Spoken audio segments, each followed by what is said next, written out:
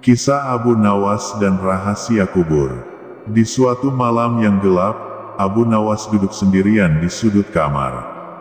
Bulan purnama menerangi ruangan, dan angin malam berbisik lembut melalui jendela terbuka. Abu Nawas merasa gelisah. Ia tahu bahwa suatu saat nanti, ia akan menghadapi pertanyaan malaikat di alam kubur. Malaikat Munkar dan Nakir, penjaga kubur, akan menanyainya tentang iman, amal, dan kehidupannya di dunia. Abu Nawas tidak ingin menghadapi siksa kubur. Ia ingin tahu apa yang sebenarnya terjadi setelah kematian. Dengan hati yang berdebar, Abu Nawas merenung. Ia memikirkan trik apa yang bisa ia gunakan untuk mengintip siksa kubur tanpa benar-benar menghadapinya. Ia ingin tahu rahasia yang disembunyikan oleh alam kubur. Pada malam itu, Abu Nawas bermimpi. Ia berada di tengah padang pasir yang luas. Di kejauhan, ia melihat dua makhluk bercahaya mendekat. Malaikat Munkar dan Nakir telah datang. Abu Nawas berlutut di hadapan mereka. Malaikat Munkar menatapnya dengan tajam. "Siapakah engkau?" tanyanya. Abu Nawas tersenyum. "Aku adalah Abu Nawas," jawabnya dengan percaya diri. "Aku ingin tahu apa yang terjadi di alam kubur. Bolehkah aku mengintip?" Malaikat Nakir mengangkat alisnya. "Mengintip siksa kubur. Tidak ada yang pernah melakukannya sebelumnya." Abu Nawas tertawa. "Tentu saja, aku hanya ingin tahu. Aku tidak akan mengganggu ketertiban alam." Malaikat Munkar mengangguk. "Baiklah, Abu Nawas. Kami akan memberimu kesempatan. Tetapi ingat, ini hanya sekali kesempatan." Abu Nawas menutup matanya. Ia merasakan dirinya melayang. Ketika matanya terbuka, ia berada di dalam kubur.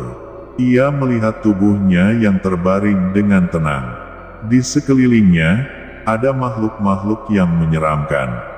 Abu Nawas mengintip. Ia melihat api yang menyala-nyala, dan orang-orang yang menangis dan menjerit kesakitan. Ia merasa ngeri, tetapi juga penasaran. Apakah ini siksa kubur yang sebenarnya? Tiba-tiba, Malaikat Munkar dan Nakir muncul di hadapannya.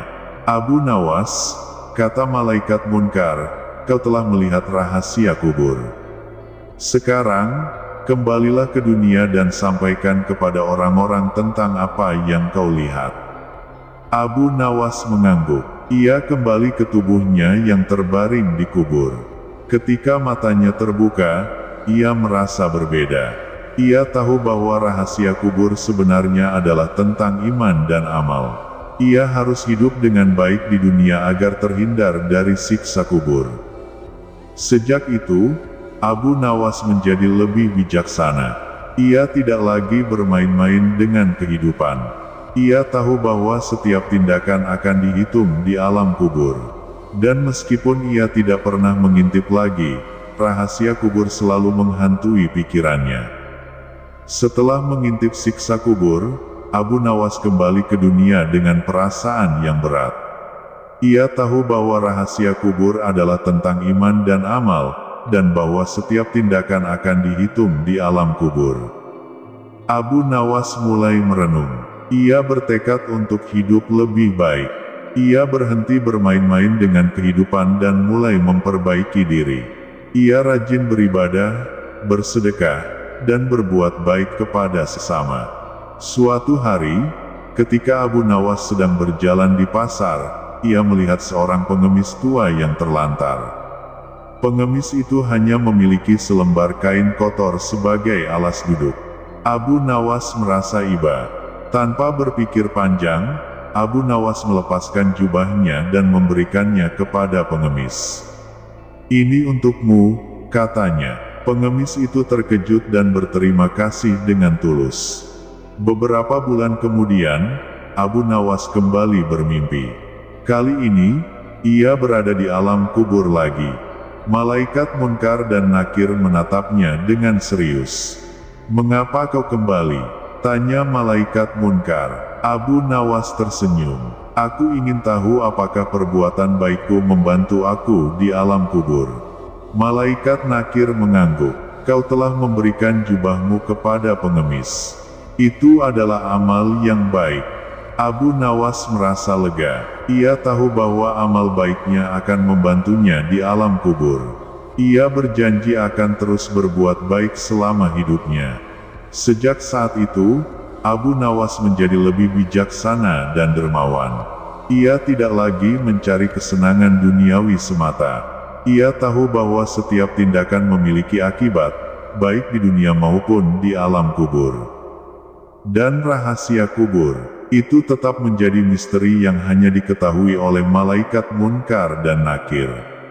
Abu Nawas hanya bisa berdoa agar amal baiknya diterima dan siksa kubur tidak menghampirinya. Kisah Abu Nawas dan rahasia kubur mengandung beberapa makna yang dapat kita renungkan. 1. Ketidakpastian kehidupan. Kisah ini mengingatkan kita bahwa kehidupan di dunia ini sementara dan penuh ketidakpastian. Kita tidak tahu kapan kita akan menghadapi kematian. Oleh karena itu, kita harus mempersiapkan diri dengan baik dan berbuat baik selama hidup. 2. Amal dan iman. Rahasia kubur dalam kisah ini mengajarkan pentingnya amal dan iman.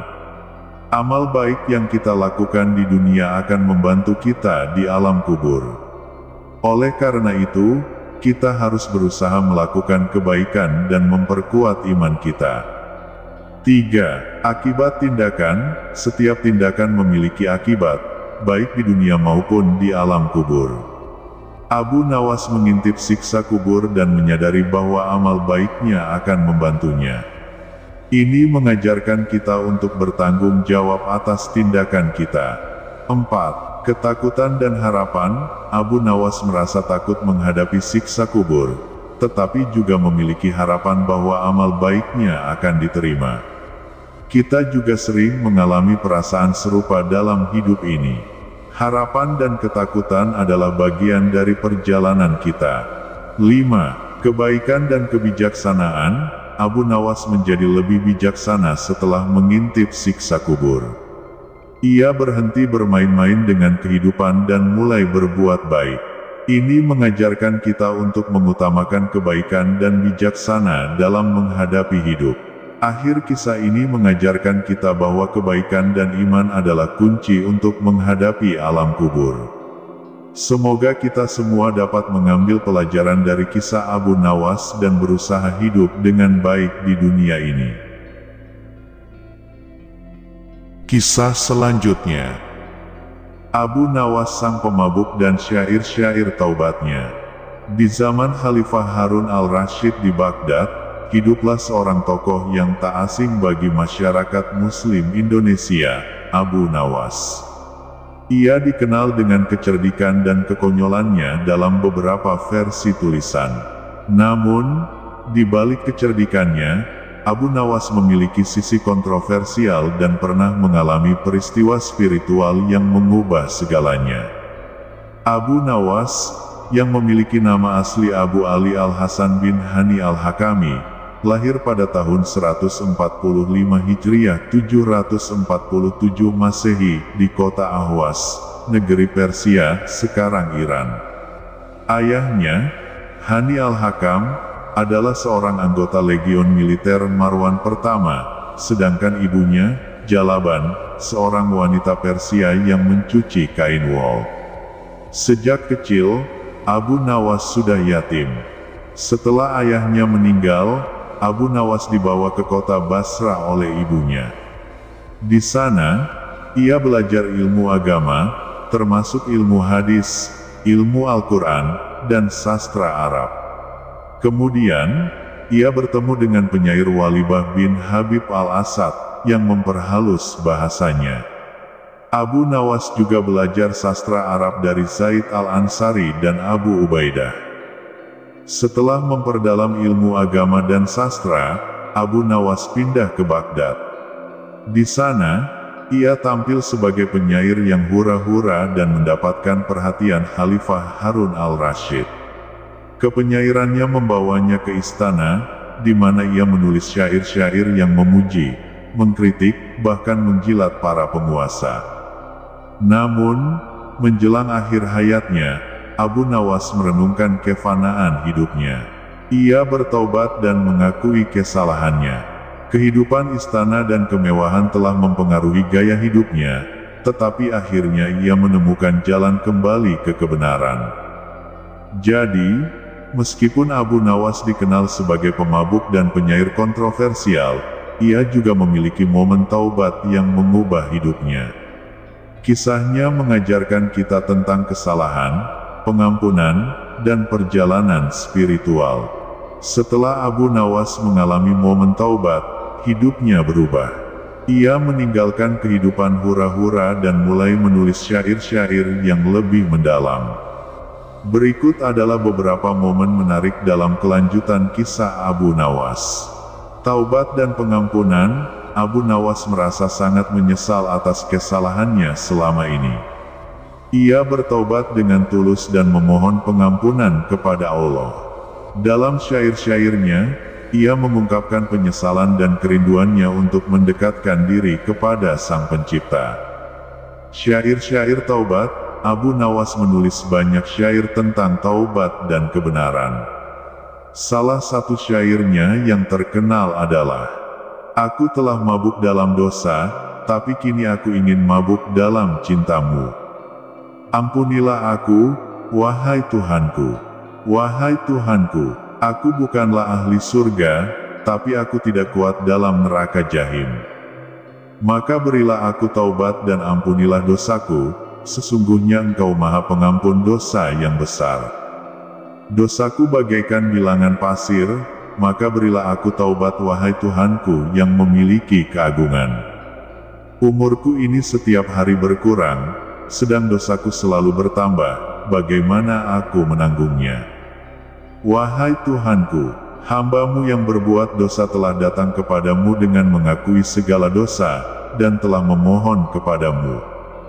Maka jika Engkau mengampuni, maka Engkaulah yang berhak mengampuni.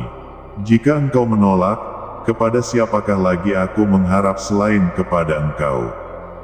Kehidupan sederhana. Setelah taubat, Abu Nawas hidup dengan sederhana. Ia tidak lagi tergoda oleh kemewahan dan kenikmatan duniawi. Ia lebih fokus pada ibadah dan kebaikan. Kritik terhadap penguasa. Meskipun telah bertaubat, Abu Nawas tetap kritis terhadap penguasa. Ia menulis syair-syair yang mengingatkan para pemimpin tentang tanggung jawab mereka terhadap rakyat. Namun, kali ini dengan lebih bijaksana dan santun. Kematian dan warisan. Abu Nawas meninggal pada usia 75 tahun. Warisannya bukan hanya dalam bentuk syair-syair lucu, tetapi juga dalam pesan-pesan spiritual dan kebijaksanaan yang ia tinggalkan.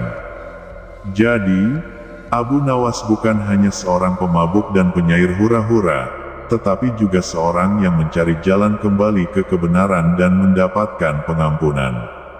Kisahnya mengajarkan kita tentang pentingnya introspeksi, perubahan, dan kesempatan untuk memperbaiki diri.